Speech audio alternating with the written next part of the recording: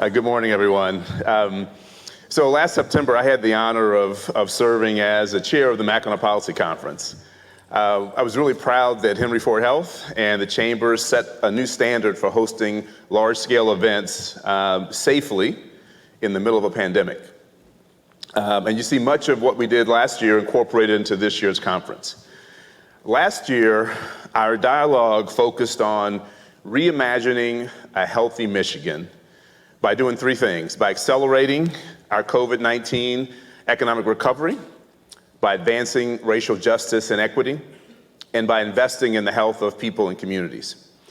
At the end of the conference, we released a to-do list of action items. And so as part of our accountability, we want to just replay for you how we've done since last year.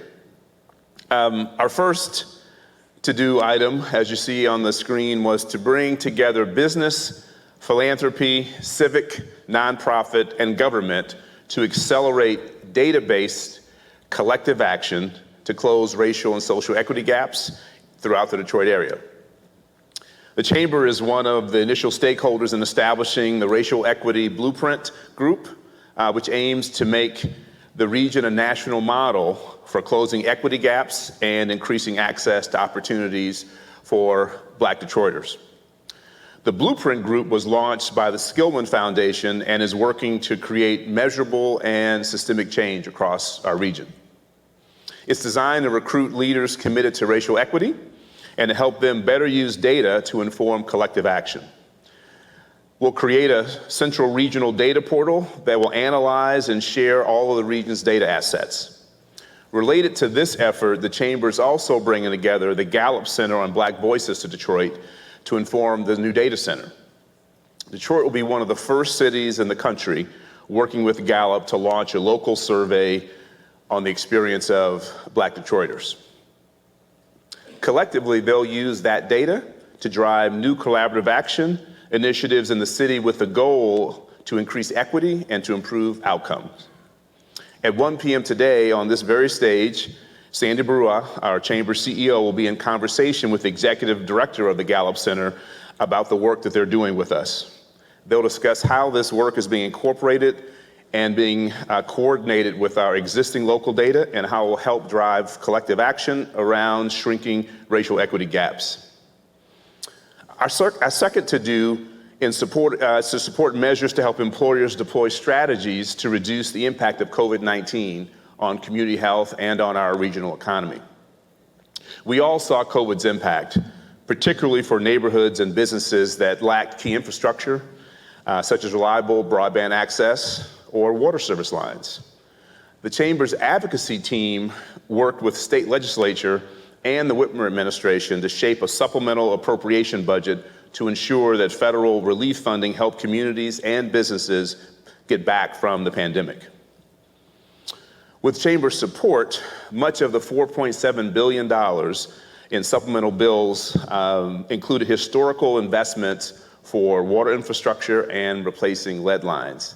That bill also provided millions of dollars for parks and recreation, broadband access, homeowner and rental assistance, coronavirus recovery efforts, and last but not least, support of our local governments. Our third to-do focused on helping businesses understand how COVID has permanently changed our work life and the workplace so that employers can adapt and successfully prepare for the changed environment that we're in today. Throughout the pandemic, the Chamber has served as a trusted source of reliable data for the business community and the region at large. And it's distributed that data pretty broadly throughout the region in various ways. The January Detroiter magazine explored how to manage the workplace as COVID evolves, from pandemic to an endemic, and touched on key issues from vaccine mandates to mental wellness and support of our talent. The Chamber's State of the Region and State of the Education reports included data reflecting how the pandemic impacted our economy, our industries, college enrollment, talent pipeline, and our workforce.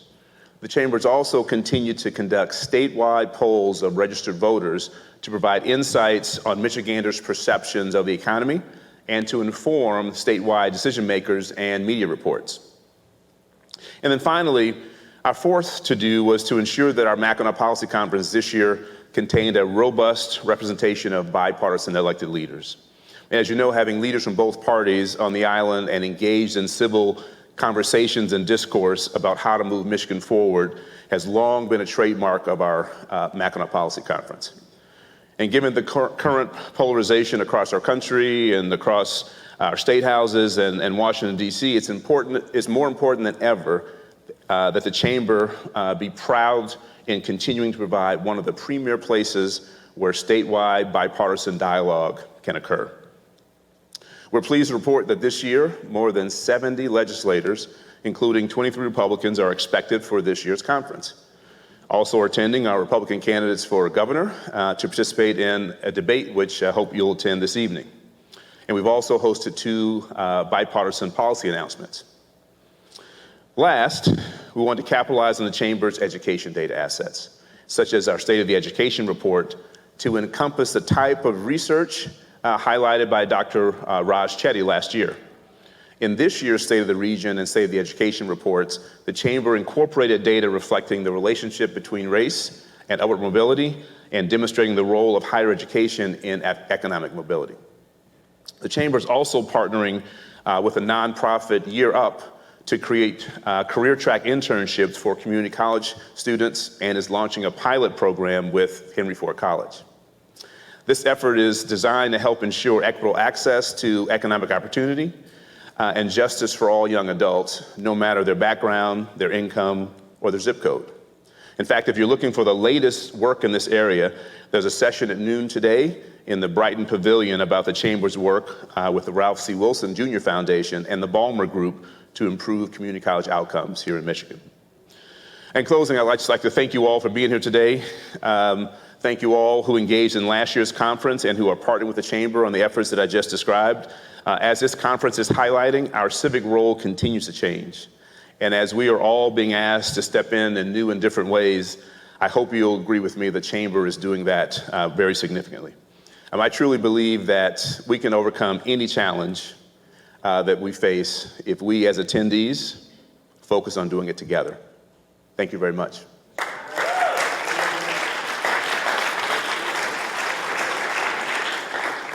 You're not done yet. I'll give you this All one. right. So we want to. Can I just say that this time of drinking first thing in the morning is new for the Mackinac Policy Conference, and I'm glad to participate in the process.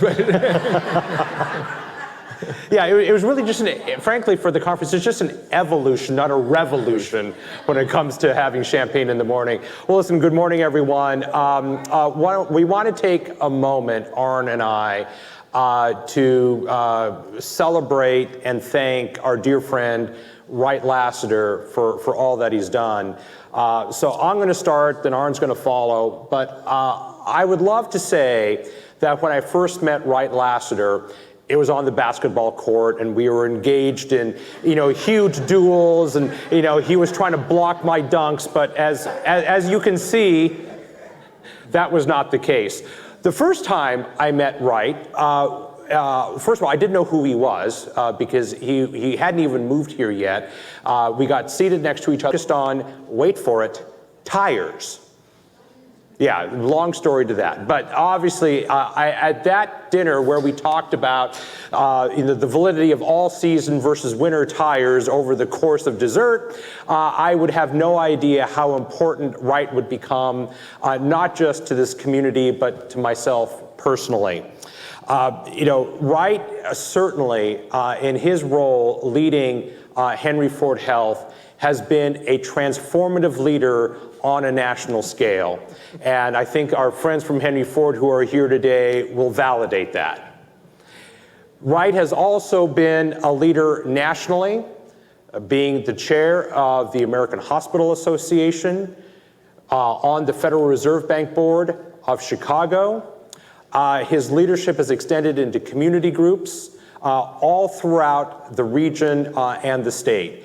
Even though he only arrived here 7.5 years ago, he has been a transformative leader. And Wright didn't give himself nearly enough credit for his leadership of this conference last year.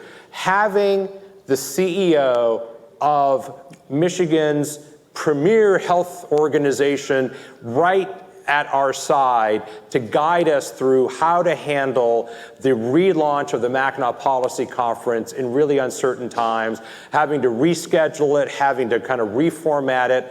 Wright, you did so much for us as a chamber, but more importantly, you've done so much for myself, learning from your leadership.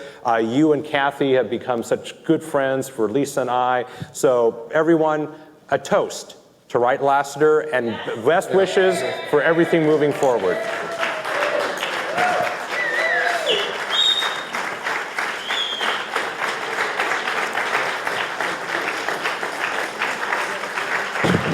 Should I go? I'll say just a few words. I do probably, but I don't need tissue for this because Wright got me to become the chairman of this conference. So, and I didn't know what he was sucking me into at the time, but I'm still up here to give him a congratulations and best wishes. So Wright and I met 7 years ago at Detroit Homecoming and formed an instant friendship. And that friendship led to us making a deal a year or two later to create the Sports Medicine Center and our headquarters in Detroit as we moved the team downtown. And I have to say here, for the Detroit Pistons, we wouldn't be downtown without that partnership with Henry Ford Health, the premier medical institution in the city of Detroit. Thanks to Wright. They've been an incredible partner for us, providing us incredible health care, advice, counsel. During the pandemic, we wouldn't have gotten through with all the NBA rules without the help of Henry Ford Health and Wright's leadership. I have to say, though, we became so close that people around Detroit started referring to us to Detroit's version of twins. And I'll let you decide who's Schwarzenegger and who's Danny DeVito. Wright is our #1 fan. He has seats. He's our Jack Nicholson. If you know who Jack Nicholson was for the Lakers, Wright Lassiter is Detroit's Jack Nicholson. He sits right by the bench. He's in our huddles. He's giving the team advice. He's patting them on the back. He's encouraging them to play harder. The key thing is, Wright, you have to keep your seats. You can go elsewhere. You have to keep your seats and be at those games. We're counting on you this year. All right. But anyway, Nancy and I became such close friends with Wright and Kathy. It's going to be hard to see him go. We'll always remain friends. We'll be following him wherever he is. We love him. We love Kathy. We wish you the very best. And love you. Yeah, love you.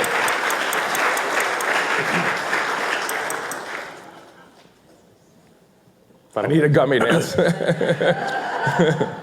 I would just say thanks.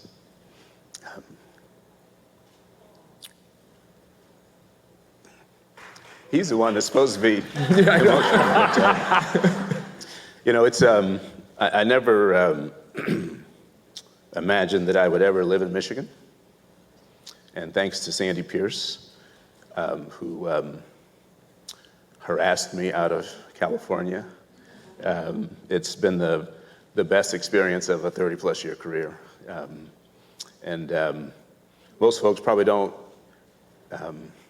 fully appreciate how much I love Henry Ford, my team, many of which are here, and what I've been able to do. So it's been a privilege to be here, and I will miss being around on a day-to-day basis, but I will not be far. Yeah. So thank you all very much.